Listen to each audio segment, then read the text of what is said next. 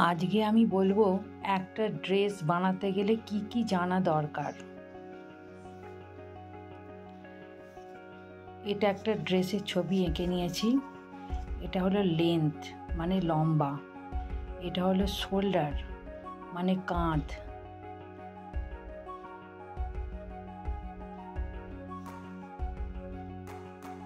এটা হলো arm whole মানে বগল, এটা চেস্ট মানে ছাতি,